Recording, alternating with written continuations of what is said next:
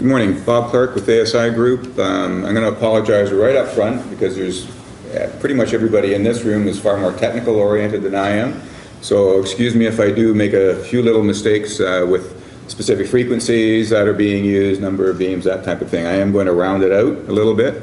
My background is civil engineering and as a diver more than the ROV side. And I think with ASI, the only reason I'm the ROV operations manager is because at the time when they hired me, I was the only one who knew how to spell ROV. So, and I've just stayed with it ever since. It's been very, very interesting. As mentioned, ASI, we're based up in St. Catharines, Ontario, and that's just because that's where the boss lives. That's the only reason. We do work internationally. One of the things that ASI decided to do was to get into the long tunnel and pipeline inspection business. Really, that came about because of zebra mussels and quagga mussels infesting the Great Lakes many years ago. So they would dive at the intakes, dive in the pump wells, and then what was in between.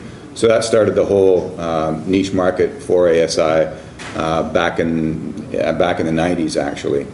So as you can see, we've developed quite a track record. We do have the longest tethered systems in the world, and we do work with Woods Hole Oceanographic with AUV systems as well, again for tunnel inspection work. So we operate, the vehicle we're going to be talking about is 10 kilometers long, the tether, or 6 miles, and we have other systems with 5 kilometers, and I'll be wrapping up with our smaller vehicle, the Seabottix vehicle, which is now part of the Catharines group, and that operates with 2.5 kilometers as well. We do have a very strong background with sonar systems. Back in the early 2000s, we were doing point cloud data with very high resolution. This was an in-house built system. Since then, obviously, there's more products on the market now, and we've brought in the BV 5000 on several inspections to do high density and high level point cloud work. And actually, in some of those were very small diameter shafts as well. So the product that we're able to deliver is, all the points are geo-referenced, so they do have XYZ coordinate values to them, and used not just from an inspection point of view, but also to do reverse engineering. A lot of the inspection work that we do is to go find out why something is damaged or not working, and then to be able to provide that 3D model to the engineers and the owners so they can engineer and design a repair. We work with lidar systems as well. We have a system which we call ABYSS, which is above and below inspection system. So here we have lidar data, which is on the inspection platform, or collected from laser scanners on the inspection platform, merged with the sonar data. They're all co-located, so everything is being collected in the same vertical plane as we go through the tunnel system. And this is for aqueducts where we have an air gap, basically. So below the water we're collecting acoustic information, above the water we're collecting light-based information. The system also had multiple cameras on it, so we were photographing everything as we went through. So it's a real, as mentioned yesterday, a fusion of data types. So now we've worked with sonar systems, collecting point clouds. We work with LiDAR systems. Now we've been asked to compare a LiDAR survey with survey to be done underwater. Now they were starting to push things. And as mentioned, we're a little bit ahead of our time, but we certainly appreciate a challenge. So the client had gone through, a tunnel had collapsed. They did a complete repair, did a LiDAR survey, and instead of having to dewater all the time, they wanted to be able to have an ROV go in, so they would maybe shut down for short periods of time, go in and basically replicate a LiDAR scan, but they want it done underwater. So we said, sure, no problem. This is where it all started from. It's down in Chile. There's actually 2 tunnels, part of the system, and it's called Run of the River. So there's no large dams or reservoirs. What they do is upstream of the river, there's a small reservoir collection area, and then they drill and blast a tunnel that runs parallel to the river but stays reasonably flat grade. And then at the end, then they drop it back down into the river, generating power at that point. So this tunnel, we'll call it HLC, because my Spanish is terrible. So we'll call that one HLC, and this one is HLH. HLH starts right at the end of the last tunnel. That one's 9.4 kilometers, this one's roughly 18 kilometers. So we have our system with 10 kilometers, so this one we can do in one shot. do that, come back out, and this one we actually go in from both ends and then overlap in the middle. The distance part, we're used to that. We had gone 10 kilometers back in the late 90s, and we still hold that record. But it really was being able to replicate that type of thing to get that comparison with the LiDAR data. Zero visibility, it's just a very high sediment load. Anytime it rains, then they just get all the runoff. There are no trees or anything to absorb the moisture, so everything goes into the reservoir and into the rivers. So in fact, we don't even turn the cameras on. We did that once just to see what we would see, and all we saw was brown, and we were right up against the wall. So everything was going to be done acoustically. We're in a confined space, so you can even hear the little echo in this room. You can imagine trying to do acoustics inside of a rock tunnel. It's going to be an issue. Multiple devices from multiple suppliers. At the time, there was Reson, BlueView, we had Tritech equipment on there, we had CDL equipment on there. So trying to integrate things from different suppliers was going to have some difficulty because everybody's going to be pointing the fingers at somebody else, and trying to get rid of all that multipathing issues. How are we going to deal with multiple suppliers? Physical integration of all these things onto one vehicle. We need that. We need real estate. We need a large enough vehicle to be able to accommodate that, and sufficient power to drive everything as well. The operation, now we're going to be in zero visibility, and we're going to be running 10 kilometers out and having to inspect everything. The requirement was actually to find anything, I believe it was 4 inches and bigger, because the intent is that if we get small rocks coming out, that will be an indication that sooner or later there's going to be big rocks coming out, and then they can do more of a planned maintenance as opposed to emergency call-out type of thing. The quality of the data acquisition, as I mentioned, those were the parameters, and now we're having to compare that with LiDAR data. But the LiDAR data has got pretty good resolution, and we are being challenged to match that. They gave us a bit of leniency. Instead of having to be 1 millimeter accuracy throughout the whole tunnel, they cut us a bit of slack, and we could do about 12 millimeters, so half an inch. We had to be able to map everything within half an inch. Many of you who do the hydrographic survey side, using one or even dual heads, that's a lot of data. Now we're going to be running through a tunnel, trying to cover 100% of the tunnel and acquiring all that data. And this was going to be new for us. We do hydrographic work, but so that helped with the ROV side. There was a bit of dialogue, but everybody just kind of started rolling their eyes.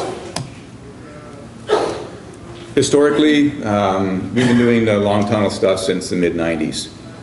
Historically, you go in with a scanning sonar profile, do a scan, move along, do a scan, and we would stabilize the vehicle just to make sure that the cross-section was valid and that there wasn't any movement. With INS systems, yeah, you can put the INS on and then just keep corkscrewing through the tunnel, and then being able to bring all that back and correct it, but we're going to miss things, especially with that 4-inch requirement.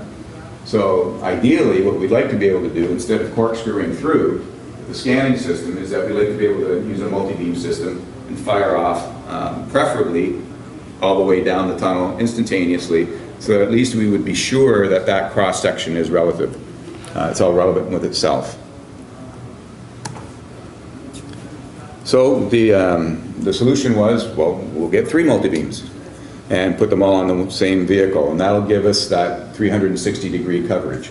So what we decided to do, we did do the market research and everything, and the 7125 AUV system was going to be the best.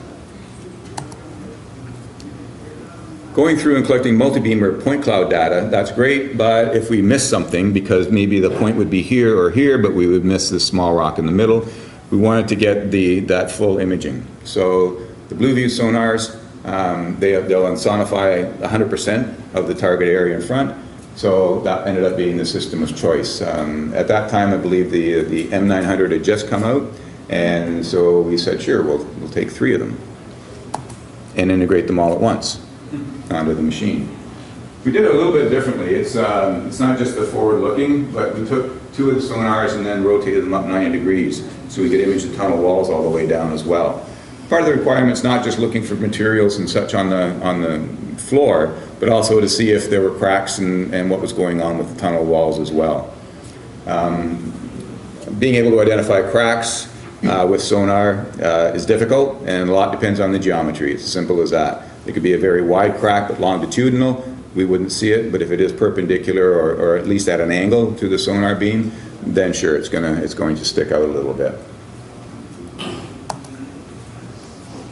Now we're going to take all these sonar systems, which have high bandwidth, high demand requirements, and put them onto a vehicle. Well, from my experience, as soon as you start building something, the client's going to want more sensors, more power. So we just took the best machine that we could find that would meet our general inspection requirements and selected that. And that ended up being a Mohican. Really the biggest thing that really drove its selection was this side of it. Having a gigabit Ethernet availability, that just meant, okay, we can start plugging everything in now. And it'll be a lot easier to get things talking back and forth. One of the nice things about this vehicle is that these are variable. They are vectored, but they're variable also. So if we need more power, we can put them all straight forward and drive the machine. When we initially talked to Reson, they said, yeah, we've done dual heads before. And we said, we want 3. And they said, are you nuts? Same with BlueView. We said, we want 3, all on the same machine. They said, really? So what we did is we went to the Reson's facility and got all the sensors together. So we've got 3 7125s, 3 BlueView systems. We had a Tritech sonar, which just came with the machine, and a DVL, because now, same thing, we have to know where we are in the tunnel, and the cable payout was not going to do it for us. So we put them all together and then fired them all up. So we have noise. And so that really wasn't a surprise. And now how are we going to get rid of the noise and how are we going to manage it? One of the, with John Marcus, I believe, from Reson, this is just the quick initial setup. And he was very impressed actually that we did not get as much noise on the 7125s. That worked out very well right from the start. You see the Mantaro, that was ASI's flagship machine that was built back in the 90s with 10 kilometers. And operating systems change every 6 months for a laptop, and that machine was from 97. So thankfully we had the right job to retire it on, and we started with we took the training of the Mohican in our shop facility in St. Catharines, and as soon as the was done with the training, we ripped it all apart. So just so we could reconfigure things. So here's the main machine, and this is all add-on material now. So we can start packing all the sensors on. The 7125s, they're like a Delta configuration out back. The little hole that you see in the bottom here, that's where there's a CDL mini pause nav, INS system. And since this is an AUV-based system, the ICPUs, the computers for each head are resonant with the heads. So took a bit of a gamble on this, and they're all built into one, basically it's a flat path pressure housing. So that's the machine. We've done, well, we've been back and forth down to Chile 7 times now, and some of those, each trip, sometimes we're doing both sets of tunnels, so we can do up to 3 runs, and so we'll do 3 10-kilometer runs in a matter of a week. So our world record was 10-kilometer runs, and now we can redo that repetitively within a week's time frame. So the BlueView systems, they're up front. One of them, the one which we use to look forward with, is actually on the tilt tray with the camera, so we can generally, we're looking at the floor, but we can also go up and look at the crown. And the multi-beam systems out in the back. You'll see the Tritech chirp sonar, that came with the machine, so we leave it on the back. Just basically, it's like a backup camera. We have put another BlueView on the back as well before, and it works really well also. Trying to keep all the information straight and in the tunnel. That's our basic layout. So we're going to have 3 people operating it all the time because there's a lot of screens, especially with the zero visibility, and it's all sonar navigation. So the pilot is sure he's looking at his own console, but also the sonar screens, the imaging sonar, the BlueView side of things, and the Multibeam side of things, and we're logging the data as we go. It's a bit of a blow-up for the BlueView side of things, the forward-looking. The nice thing is when we have this multiplicity of sensors, everything does correlate. You can see there's a bit of a call it a niche, or a little bit of an excavation over on the side of the tunnel. That shows over here on the starboard side as well. And we also have the port view side. And this is the rear-facing, which with the Gemini, that's more about with the Tritech, that is a scanning type system. This is the camera. We just leave it off. We do still use a cable counter as we go out, and that's just our quick general reference as we're making our notes and such. One of the other things with using straight cable payout is that when you have 6 miles of cable, it's amazing how much it really stretches. So we've done 10-kilometer runs before and come back with an extra 200 meters of cable. Over on the Multibeam side, we do use all screens just to be able to monitor each individual head and the data coming back. But this is the general view that we use. So we get that instantaneous 360-degree profile that comes up. This is more the track plot, but this is the Multibeam data as it's being, basically as it's being generated. You can see where that niche is over on that right side again. I always find this is quite handy. This is basically the track plot of the ROV. It's put into the model. It's kind of looks like the umbilical, but it's not. That's actually the course made good of the vehicle. But you can see even with the vehicle wandering, the INS and the software corrects everything, so the data as presented has already been fixed up. The 3D model, that's generated real time as we're going on through. This is great, it's all the point cloud data. We can take that, spin it around to give it a slightly different perspective on things. When we came across this, we didn't really know what the heck it was, and the client wasn't sure either. So it's being able to take that and next slide, I'll replay it again so we can analyze it. This is all we've got in the way of noise. So running through the tunnel, with all that going on, we've been able really to minimize the amount of noise we get, and sure, there is an awful lot of data cleaning and processing afterwards. This is from the real-time model. We're able to see things immediately. So areas of small relief, really it's just sediment, it's not rocks or anything. It's also, this section is concrete lined, and then from there on up it's more of a shotcrete treatment. So this has got a little extra reinforcement in it. The resolution of the system is quite phenomenal. We're going through one section and we could see in the data there was a sort of a catenary swoop going on. So we asked the client if they had some cable or conduits in there, and they said, well, yes, by the way, because we have instrumentation in there. So you know how big it is or what type it is, and the rep at the time wasn't sure. We had the opportunity to go back afterwards, and basically the cable's about 1.5 inches. It's less than 2 inches, and we could clearly pick it out with the multi-beam data. It was very, very impressive. Playing it back afterwards, all the data is collected with the PDS software. Integrates everything nicely, it allows us to play it all back, and then we clean it all up, and then we finally could figure out what that section of the tunnel represented. Presenting it back to the client, it's always nice when you've got this massive set of multi-beam data, but being able to present it to the decision makers. You take the data, we're just doing a side elevation of the point cloud data now and overlaying it on there. This is a rock trap. Rock trap is basically a bunch of holes in the floor. They're designed in so that if rocks do fall out, they'll fall into this trap instead of going down through the turbines and chewing all them all up. So it's fairly important to have a clear rock trap. Well, as you can see, theirs is full. So we've done that repeatedly for them. We can lay them up year after year after year. They can then plan their maintenance, and actually what this is mostly consistent of is sand and silt. So they're not overly concerned with the rocks coming out, but they've obviously got no trap left afterwards. So we've been able to meet those challenges working in the zero visibility all the time. The inspection's done strictly acoustic.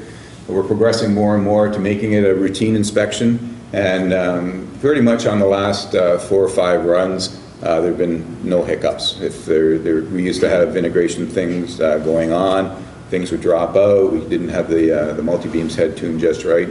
But now we can go up, set up, and within basically 24 to 48 hours of arriving on site, we're running out 10 kilometers and coming back again. What I want to do is just wrap this one up quickly, was that we've taken that approach and we've integrated that on the smaller vehicles as well. So now we have the Seabottix. We bought one of the first LBV 300 XLs many years ago, and we said we wanted all the options, and they said, what? So once again, we had serial number 1 basically with everything on it. We had the external thrusters on, additional lighting, everything else, and we bought the basic cable length. And then we redesigned a few things, and we operated over 2.5 kilometers. So that's the longest tether around for this guy. And actually it was one of the other previous conferences, an INS was on one of these things, and that's a good idea. So we've taken that a step further. We picked up the INS, and this is it's a multi-beam unit. It's a small head. There's only 1 or 2 of them around. And did our SolidWorks design and modeling, and then integrated everything onto the Seabottix now. So here's that nice small compact vehicle, but now it's got INS and 360-degree multi-beam systems on it, as well as we got a little BlueView tucked in here as well. And it just came back from doing a job where they had to access the tunnel. That's how our access was, through a manhole. And then a little spelunking for the LBV as it got lower down into the shaft and into the tunnel. This is a irrigation water, but more, they're turning it into drinking water supply. And it's interesting that they, instead of having just a well, they have a well, and then they started following the aquifer, so they started chasing water. The tunnel's all built by hand. It's quite the system, but they didn't know where it went. So they said, can you come and plot it? So obviously in that instance, measuring the cable out was not at all what they needed. It's where does it go? They had a general idea, but they needed it to be confirmed. So that's the plot of it. Here's where we went in. I guess they had started digging for water this way, ran out, they turned around and started digging this way. This is an interesting little feature. This was way before OSHA. So, okay, we're about halfway where we want to go now. So if the pumps fail, just dig another tunnel and make it go up. So if the pumps fail, you have somewhere to go. The tunnel's going to flood out, and then hopefully we can get the pumps running and come back and get you. This is a tunnel to nowhere. It goes along and then goes up on a steep slope and stops. So hopefully you can get up above the water line and hang out, and yeah, I know. And hang out long enough until we can pump the water up and come and get you. So that's an interesting feature. This one that came along, I guess they ran out of water, they came back and punched a little bit more to get some more water. So now they know where it is, and they're using it as part of the whole rehabilitation works. And that's it.